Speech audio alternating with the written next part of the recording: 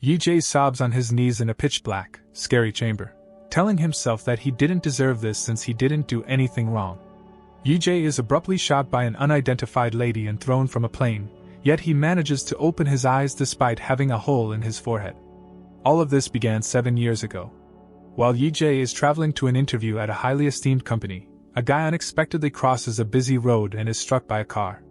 Yi-jae checks on him, but the man is fatally stabbed while he holds onto Yi-jae's arm, leaving him severely injured. Yi-jae doesn't receive the job because later in the interview, he is still dealing with the trauma and is unable to respond appropriately to questions. Yi-jae graduates with a large student loan balance after failing to find employment, forcing him to take on menial occupations like delivery and waiter. His mother, a caretaker, has already made many sacrifices to provide him with an excellent education, and his father is no longer with him, so his family is unable to assist him. Yi-jae never stops applying to different organizations with his resume, but he never seems to be able to land a full-time position. Following 7 years of part-time labor, Yi-jae is finally given another chance to interview at the large corporation. The resume impresses interviewer Taeyu, and Yi-jae leaves the meeting full of optimism. But soon after, he receives a call from a friend telling him that the other friend has vanished, and all the money they put into his deal is lost. After running to his friend's flat, Yi-jae bangs on the door, but no one responds. Yi-jae loses it because those were all of his savings. He starts pounding on the door with a fire extinguisher till he collapses to his knees. Shortly after, he finds himself at the police station for causing property damage, so Yi-jae requests that his companion be taken into custody. They are unable to stop it though, as it is permissible to invest in a failing company. Yi-jae visits his lover Jisoo in the evening after she gets out of a car with a man who gives her flowers. Yi-jae approaches her after the man leaves, and she can see right away that he has been drinking. She offers him an envelope and remarks that he hasn't been able to find any employment this month, but he interprets it as charity and realizes he has only been a burden. Yi-jae ends her relationship with the belief that it will not work out. When Yi-jae returns to his flat a short while later, he finds that the landlord has ejected him and is keeping the deposit as compensation for unpaid rent. Yi-jae needs to transfer as much of his belongings as he can to safeguard them because everything he has is outside in the rain. Sadly, there isn't much space, and by morning, a lot of his belongings are gone. Yi-jae receives word from the employer that his interview went poorly after passing the night on the ground. Yi-jae decides he's had enough after experiencing yet another breakdown, self-deletes in the midst of the city, and ignores his mother's call. After a brief period of darkness, Yi-jae realizes he's aboard a private jet. His face has transformed, and he freaks out when he sees his reflection. It's then that he observes the enigmatic woman sitting close by. She is holding his farewell letter when she mysteriously burns it and flashes her crimson eyes through her specs. All of a sudden, Yi-jae finds herself in a terrible place where demons are attempting to ascend a great tower situated in the middle of a Red Sea. The woman explains that she is Death, and that the reason she sent him here was to exact revenge on him for making fun of her. The monsters attempt to seize him as he falls as she throws him down the edge and grabs him by the neck. He crashes and wakes up in the plane with the other face again, but there are plenty of monsters waiting for him in the ocean. Death appears as well, explaining that Yi-jae would suffer 12 more deaths as a result of her sentence. He will pass away no matter where he ends up because his soul will enter the bodies of 12 others who are about to die. He will be permitted to live that life, though, if he can avoid dying. Yi-jae wants to end everything, thus he doesn't care about those deaths. However, the plane undergoes a violent storm as soon as Death vanishes. Yi-jae, in a state of unconscious panic, puts on his life jacket and buckles his seat belt as the flight attendant arrives to reassure him that the turbulence is just temporary. The plane steadies after a few minutes of trembling, and the attendant leaves Yi-jae alone. Yi-jae, who is still perplexed, looks around and discovers he is inhabiting the body of a very wealthy person. He is suddenly informed of the specifics of the person he is possessing by a shining pebble that enters his head. This man has been wealthy his entire life and serves as the CEO of the significant company Yi-jae applied to. His older brother Taeyu and he have been in competition for everything since they were little, even who would be the leader of the company. After gaining his father's favor via hard work, he was eventually selected to take over as CEO. At that precise time, an engine blows up, but Yi-jae is really happy with this lifestyle and decides he wants to stick with it. Yi-jae must avoid all of the sliding furniture as the jet descends quickly before returning to his seat and tightening his seat belt. The pilot and the flight attendant are sucked out of the aircraft through a hole in the side as a result of the fire spreading despite the pilot's futile attempts to control the craft. Yi-jae is forced to watch as the plane catches fire due to an explosion, and he eventually perishes from burns. Afterwards, Yi-jae awakens in the formerly dark room, which is now a desolate space with a desk occupied by Death and a ghoulish lighting door. A clock on this desk indicates how many lives Yi-jae has left. Death explains a few things while loading her rifle with bullets. Yi-jae isn't robbing those bodies of their souls because they have already passed away. Rather, he is giving them another chance.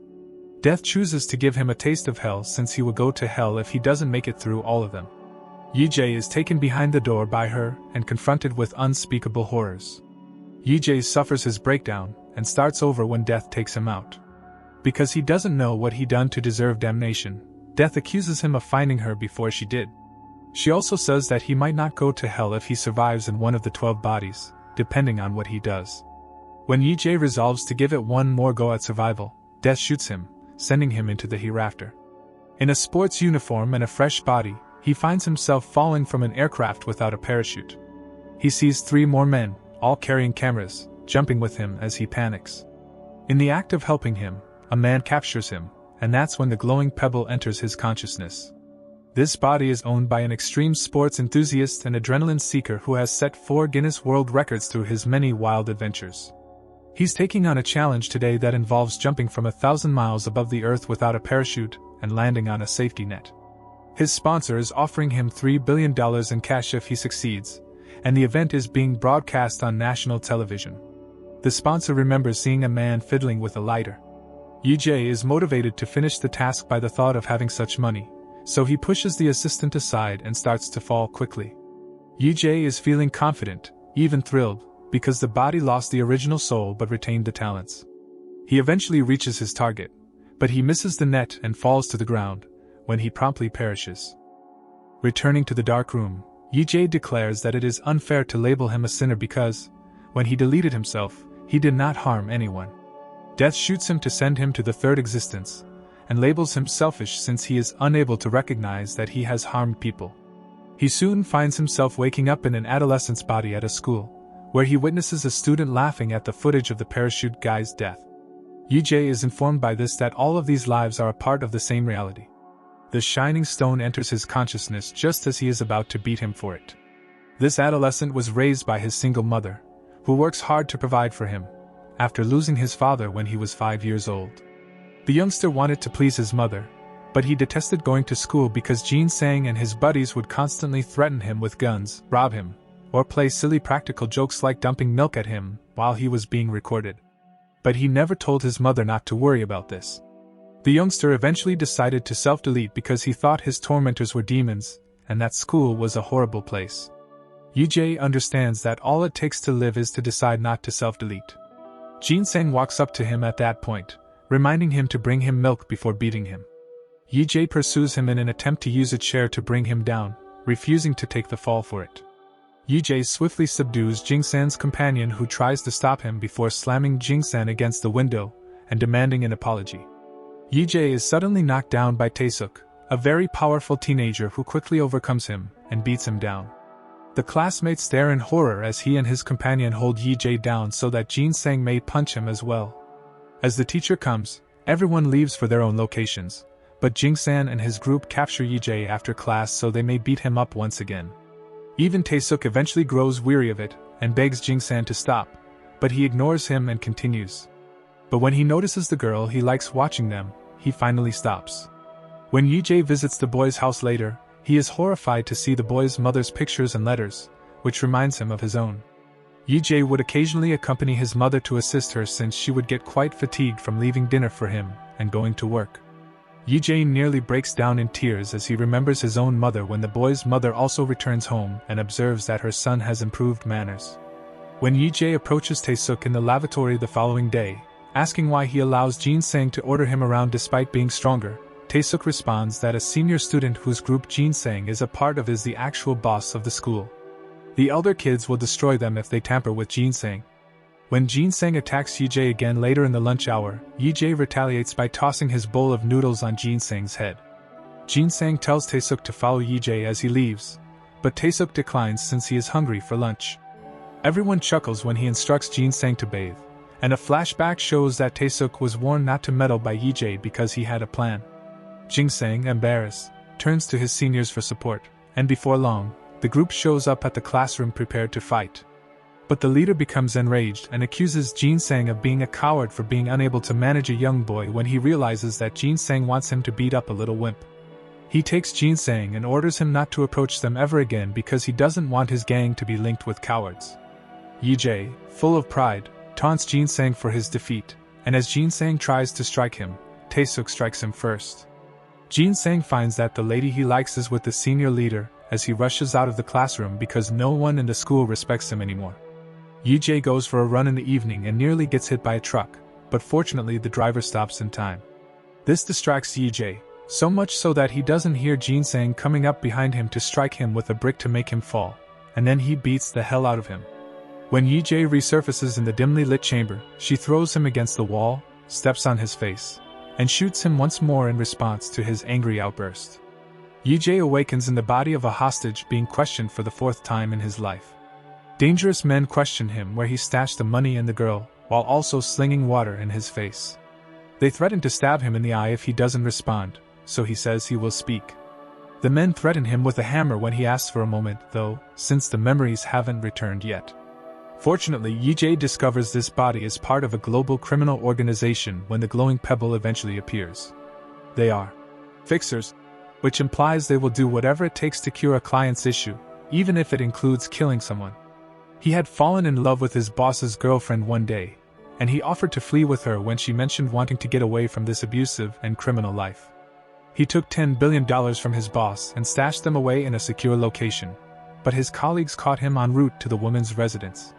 When Yi-jae discovers he has this guy's incredible powers, he begins battling everyone and uses the chair as a weapon until it breaks. He causes a man to stab his companion when he ducks under an approaching knife, but he doesn't stop fighting after the initial shock. He switches off the main light and gets a torch so he can fight with an advantage because there are weapons and tools on the wall. After a bloody struggle in the shadows, Yi-jae eliminates each agent one by one. Yi-jae then decides to grab the money and flee since he believes that this guy can endure anything given his ability.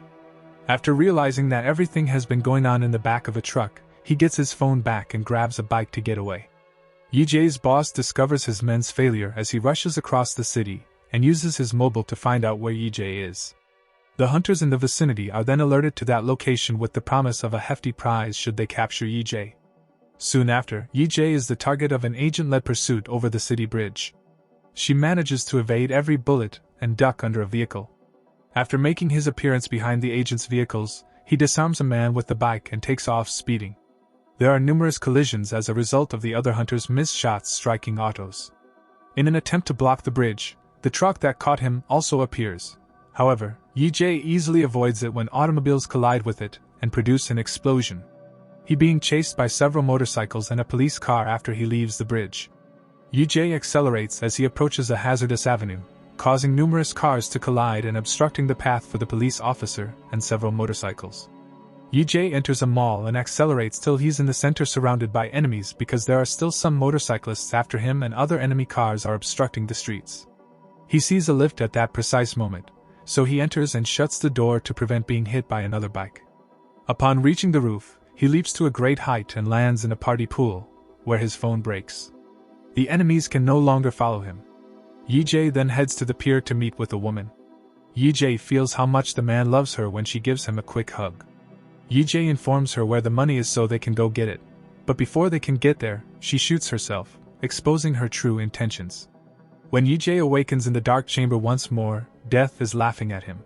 He doesn't care though, because he didn't tell the woman where the money was exactly, and he intends to get it in his next life. Juvie is where Yi-jae's 5th existence begins after death shoots him. He can't help but panic in this little jail, but fortunately a guard appears to lead him to his own cell. The other inmates even give him a spooky look as they toss a ball against the fencing as a threat while traveling there. He finds out in the cell that he has other inmates, and that his release is scheduled for 4 days. Yi-jae notices all the books about psychopathic analysis and the eerie artwork on the shelf and learns that a psychopathic killer is also residing in the cell with them. Yi-jae is startled to see Jin-sang as the psychotic killer when he is brought back at that same moment. Yi-jae starts beating him up since he remembers his past death, but the other inmates grab him right away. It is at that same moment when Yi-jae finally remembers the glowing stone and discovers this body belonged to an MMA fighter. The man accepted a plan whereby he would take the blame for a hit and run in exchange for $200 million after the trial, since his family was having financial difficulties due to gang activity and needed money immediately. The idea was to rapidly release him on probation because, even though he was 18, he was still considered a minor in Korea. A man fiddling with a lighter and watching them from the shadows made the deal with the lawyer.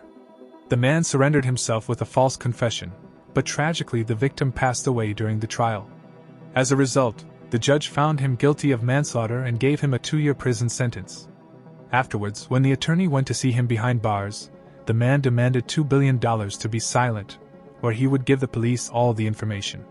In a different memory, Yi-jae witnesses Jin-sang's arrival and how, in an attempt to intimidate the others and exert authority, he stated a number of strange but incomprehensible things.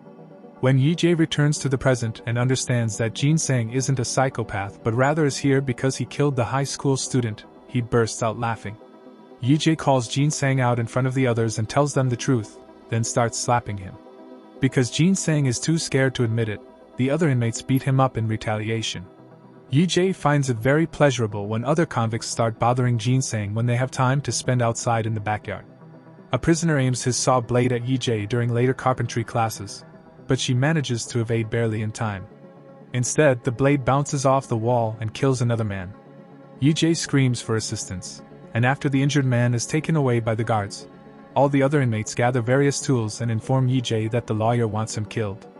Before a battle breaks out, Ji-young bolts in terror, allowing Yi-jae to witness the incredible MMA fighting prowess of the body.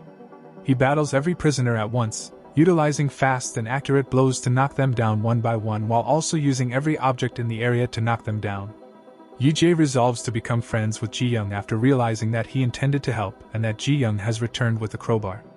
Yi-jae discovers Jin-sang honing a weapon to kill him in the lavatory that evening. Yi-jae considers killing him first after punching him, but doing so would result in more time behind bars. Rather, he chooses to scare Jin-sang by claiming to glimpse the murdered schoolboy's spirit and disclosing intimate information about his past life that only he would be aware of. Jin-sang eventually wets his pants in terror as he claims the ghost will torment him eternally. When Yi-jae's release day finally arrives, he gives Jin-sang some milk and claims it was delivered by the ghost before departing.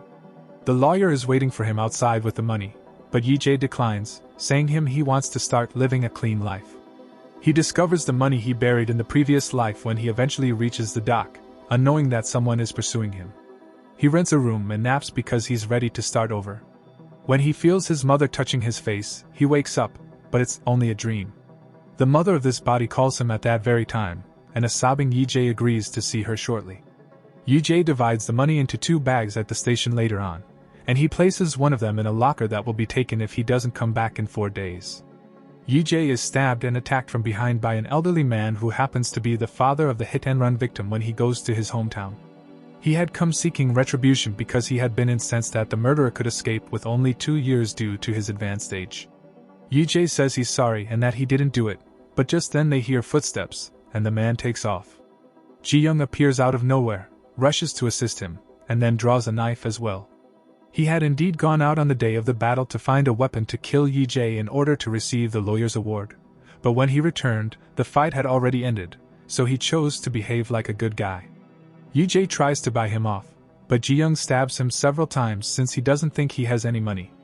Yi-jae passes away shortly after, and her mother calls. Yi-jae wakes up in the dark room once more, and he speaks with death for a brief while before getting shot once more. He learns to his dismay that his 6th life starts when he is a baby. In the middle of a restaurant, he starts crying, so his mother apologizes to everyone and walks him to her car. There, she displays her true self, shouting at the infant for being a bother and hurling an angry tantrum. He never gets the shining pebble because his physique is still that of a newborn and lacks memories. When the baby's mother brings him home, she tosses him carelessly onto the couch, where his father carefully picks him up. Though Yi-jae initially believes the man to be more friendly, he quickly reveals his true nature when he brings over outdated food, which Yi-jae refuses to consume and instead becomes irate and insulting. Just then, A police officer shows they're accompanied by a social worker who has been notified of possible abuse. As they attempt to check on the baby's body inside, the father stops them to display his professional card and identify himself as a child welfare social worker. After apologizing for their miscommunication, the couple departs, leaving the mother enraged, who then throws the infant to the ground and uses a pillow to kill him. Death tells EJ not to take life for granted when he shows up in the dark room and says that sometimes not even babies get a chance. Then she shoots him. With the use of the phone in his pocket, EJ discovers that his locker is about to expire as his seventh life begins at the train station. He dashes into the station, running into several people along the way, arriving at the lockers just in time to see them unlocked by staff members.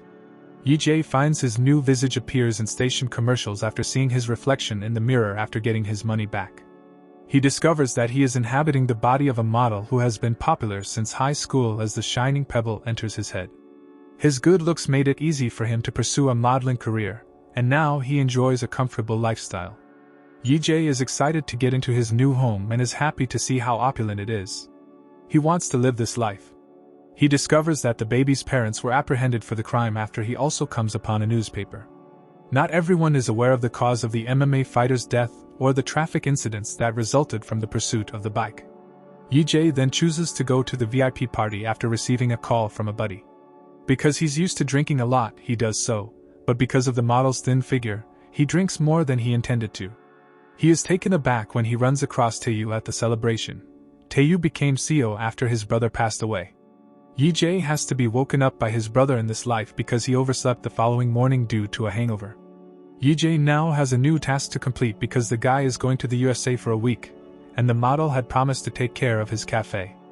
EJ thinks of closing the cafe once his brother goes on his first day of work. But when he sees Jisoo enter, he is taken aback. Gazing in amazement, EJ recalls their first meeting and all of their memorable moments together, including the day the wind carried Jisoo's documents away and EJ discovered them. When EJ gives Jisoo her command, he is so tense that his hands are shaking. His brother clarifies that she is a published author and that she works there every day until it closes. EJ, inquisitive, looks up her name online and finds that she won a writing competition and signed a book deal. She praised her partner for always believing in her when she accepted her medal. It wasn't just sympathy money in the envelope she attempted to show him that day. It was her reward. EJ rushes to the bookstore to buy Jisoo's book out of remorse since he heard her mention that she included personal experiences into her writing. He finds that many of the plot beats in the book correspond to their moments together, such as the day they said, "I love you," to each other because he was jealous of her co-worker. EJ notices as he sobs that the bookstore is selling the elegant pen he had promised to give her someday. Although he had purchased the pen covertly, and had her name engraved on it, it was misplaced during his move while it was raining. The man he saw the previous day at the cafe shows up later with flowers in tow, bringing a woman and a small child who address Jisoo as Auntie. EJ, feeling foolish, chooses to keep the cafe open all week for Jisoo after learning that he is her brother.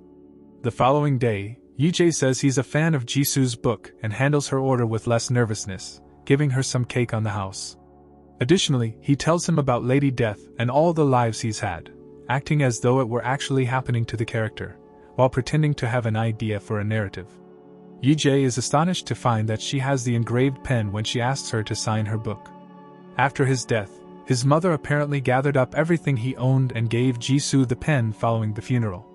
Jisoo continues to visit the cafe over the next few days, and EJ always sits down to talk with her. When Jisoo questions EJ one evening about why the protagonist of the novel hasn't yet visited his mother, she replies that it would be too painful. Soon after her departure, EJ notices the passing of police cars and learns from a client that one of their regular customers was involved in an accident. EJ, fearing the worst, has to be restrained by the police as he yells and rushes along the street after seeing the blood on it. EJ becomes calmer when she spots Jisoo among the crowd at that same moment. Jisoo walks over to him to express her gratitude for his concern and to tell him that she experienced the same emotions upon hearing of her boyfriend's passing, to the point that she broke down in the hospital's waiting area. The following day, Jisoo goes to EJ's final resting place and sobs, telling him she misses him. EJ witnesses this from a distance. EJ approaches his own monument after she leaves, only to run into his mother out of nowhere. EJ, not daring to speak to her, departs the room while acting as though he's here for someone else. He observes from a distance as she cleans the memorial before rushing to the toilet to sob uncontrollably. Yi-jae breaks down and runs outside because she can't handle it anymore. Subsequently, Yi-jae pretends to be a friend and writes his mother a letter informing her that Yi-jae gave her some money after his death. After seeing his former photos, he quickly flees from his old house, leaving the letter and the bag of money from his previous life behind. Yi-jae is killed instantaneously when a street sign abruptly comes off its hinges and strikes him, but it turns out to be only a dream. Recalling their past walks together, Yi-jae offers to take Jisoo home the following day after they had spent another afternoon speaking. Overcome by feelings, Yi-jae eventually tells her the whole truth, and in the meantime, flashbacks reveal how Jisoo's coworkers used to make fun of her for dating a waiter. But Jisoo would proudly introduce Yi-jae to them, refusing to allow others to make fun of their bond. Before Jisoo can respond, Yi-jae apologizes to her for leaving her, and they are abruptly struck by a luxury vehicle. Jisoo passes away instantaneously, but Yi-jae survives and recognizes Taeyu's face as the driver. Yi-jae discovers that he is the man holding the lighter and that he has ties to all of the lives he has experienced. When the lawyer realizes there are bodies in the car, he flees, and Taeyu puts on gloves to kill Yi-jae when he realizes he is still alive. Yi-jae quickly finds himself awake in the pitch-black room, and his rage is so great that he rushes to grab Death's revolver and kills her in the head. Death's Game, 2023, a Korean reincarnation romp with bite. Explanation: Death's Game, a 2023 South Korean drama, takes a unique spin on reincarnation. A disillusioned man on the verge of suicide is offered a chance to redeem himself by living 13 different lives. The catch? Death, played fantastically by Park Soo-dam, oversees each life, offering sardonic commentary and forcing him to confront his regrets. Critical take: fresh premise. The show's core concept of living multiple lives within one story is original and keeps you guessing about the next adventure. Emotional roller coaster. The series balances humor and heart, exploring themes of love, loss, and the value of life. The lead actor's journey is relatable and tugs at the heartstrings. Pacing and focus. While some might find the back and forth between lives disruptive, others enjoyed the variety. The show could benefit from tighter focus in certain segments. The moral of the story: Death's Game reminds us to cherish each life, even with its hardships. It highlights the importance of human connection and the power of second chances. The show also subtly questions the nature of death and the meaning of existence. Recommendation: if you're looking for a Korean drama with a unique concept, emotional depth, and a touch of the fantastical, Death's Game is worth checking out. Just be prepared for a wild ride filled with laughter, tears, and profound questions about life and death.